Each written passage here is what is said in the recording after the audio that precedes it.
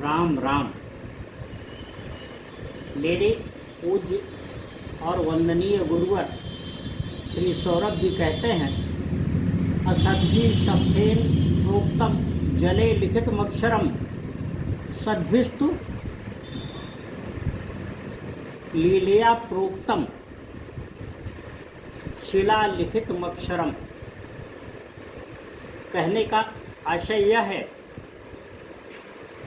कि जो दुष्ट किस्म के लोग होते हैं, असभ्य लोग होते हैं, उनके द्वारा ली गई शपथ या शपथ पूर्वक कही गई बात भी पानी पर लिखे शब्द की तरह होती है, जो अस्थायी इतनी होती है कि लिखते समय या लिखने वाले को ही उसका भान होता है, बाद में किसी को न वह दिखाई देती है न ज्ञान हो पाता है।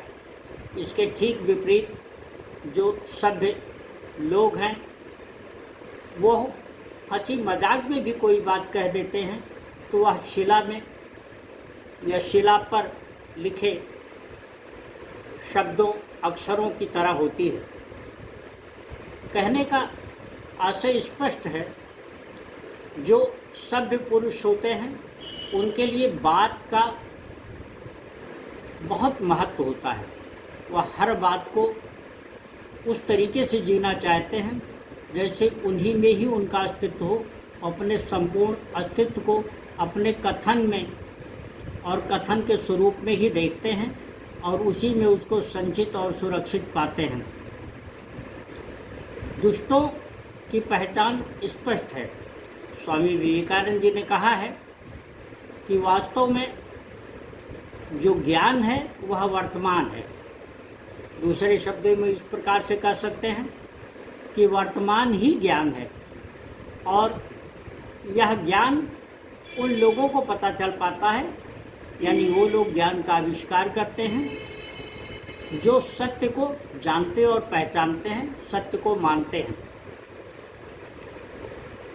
दूसरे शब्दों में इस प्रकार से समझा जा सकता है इस बात को कि सत्य को समझने वाला ही सही ज्ञानी होता है।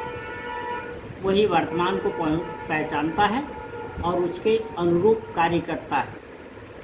हम आए दिन समाज में ऐसे लोगों की बहुतायत देखते हैं जो बगैर गाली के कोई बात नहीं करते। ऐसा लगता है कि असभ्य, अश्लील और अपशब्द ही उनकी अपनी प्रकृति है, इसी में उनका अपना जीवन बीतता है। बगैर गलत शब्दों के, बगैर गलत व्यवहार के, अश्लील शब्दों के वह कोई बात नहीं कह पाते हैं।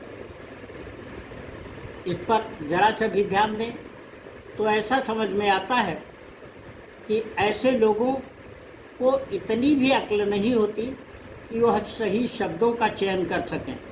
ऐसे लोग जब समाज में बहुत सारे लोगों के बीच में होते हैं तो उन्हें बहुत बार असम्मान झेलना पड़ता है, बेइज्जती झेलनी पड़ती है और ऐसे लोगों को लज्जित होना पड़ता है।